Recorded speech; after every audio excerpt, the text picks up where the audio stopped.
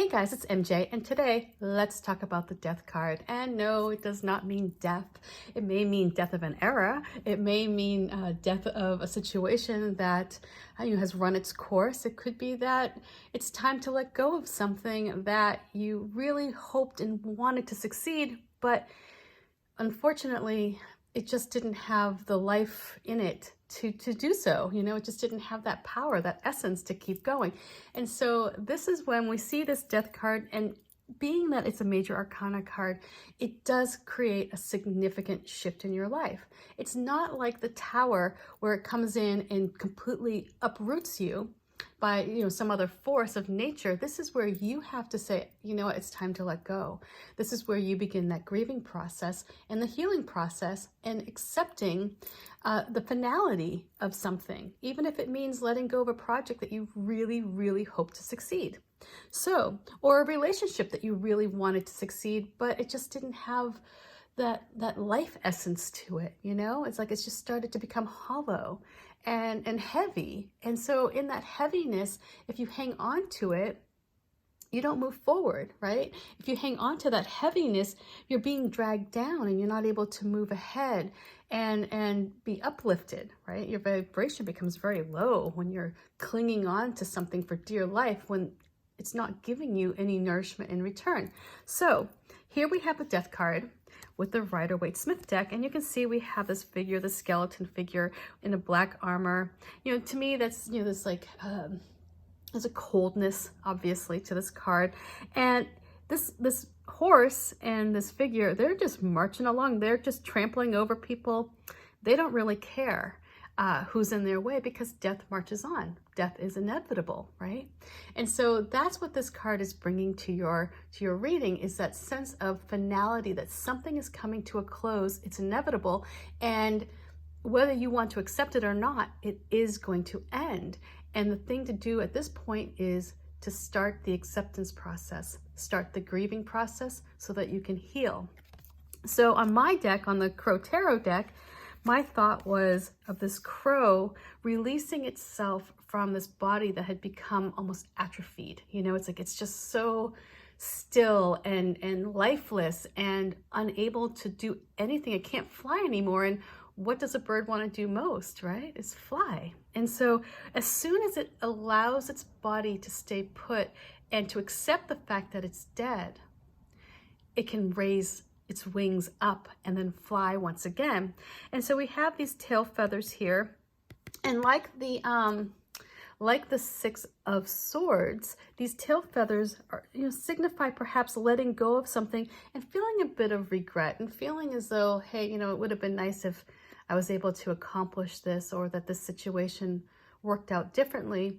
But it's that, again, it goes down to that acceptance of something not being what you wanted it to be, and letting go of it. That it's that allowing for an ending. And so here we have the poppies, which again on all my cards signify a strength, that strength that you gain within when you accept the finality, when you accept this fact that no matter what you put into it, it's just not going to work out. Or maybe you're not putting enough work into it and having to put more effort into something, just, you just don't have the bandwidth to do it. And because of that, you have to say, what, it's not gonna be. So with the death card for the wise dog, it takes a little different approach as far as imagery goes here. And I mean, not actually, this is when you think about the cards I have here, none of them really mimic the imagery of the Rider-Waite-Smith deck. I did take a lot of creative freedom on this card because I love, this is one of my favorite cards. And so for the wise dog, we have this little puppy, and this puppy was my dog. This was Charlie, who passed away when he was 3, and it was a life cut short due to illness. And so when I created this card for Charlie, that's what my thought was like. In this case, it was literal death. But it's more so on the human end, letting go of something before it had a chance to fully take off. acknowledging that sometimes we don't get to see something through, that we don't get to witness a project or a relationship go from youth to old age, and acknowledging that sometimes things just aren't what we expect them to be. And so here we have these bones, and I created this little doggy bone here, the skeleton.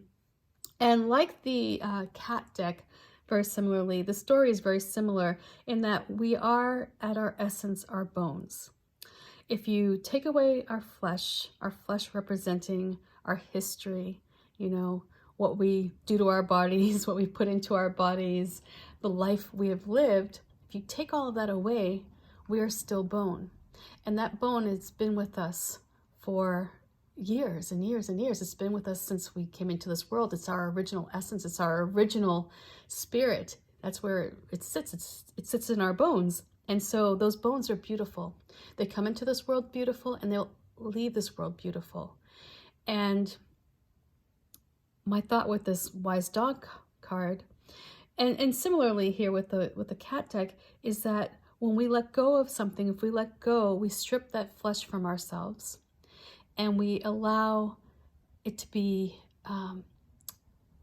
reconstructed anew. You know, we allow new experiences to come in and create a new life for ourselves.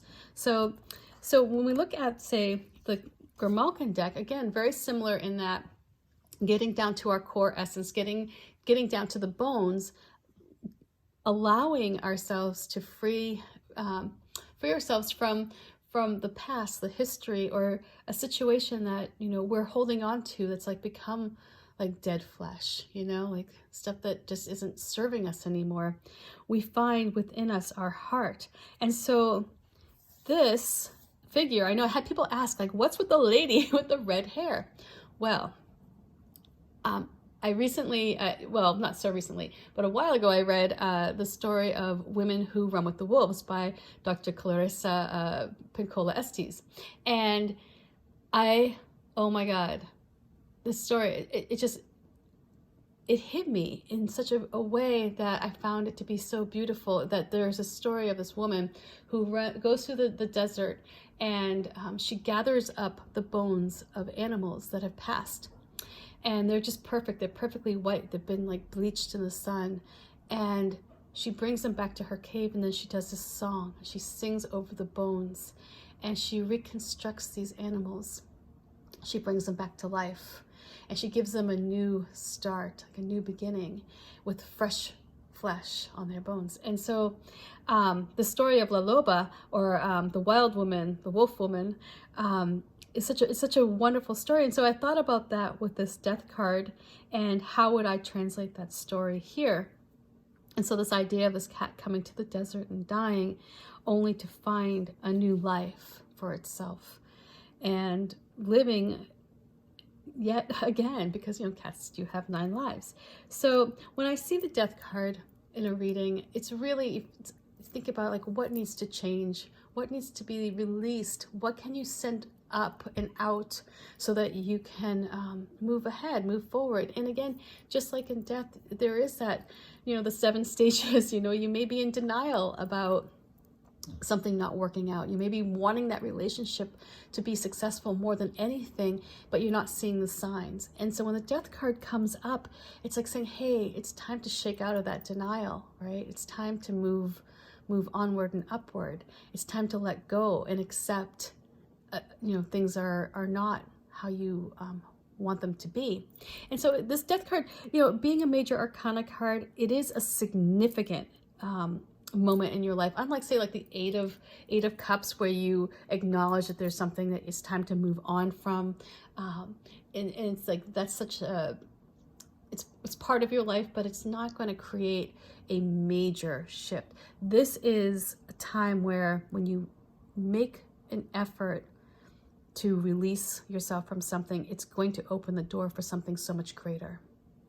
So I hope this reading makes sense. Oh, not reading. What am I doing? Oh my God. I am doing the death card. Oh, it's been a while, right? Okay, so I'm gonna get back into the groove. We've had winter break here, a midwinter break, yet another break for Seattle Public Schools. And so been kind of off my schedule a bit this week. So, all right, getting back to it. Much love. Peace. Bye.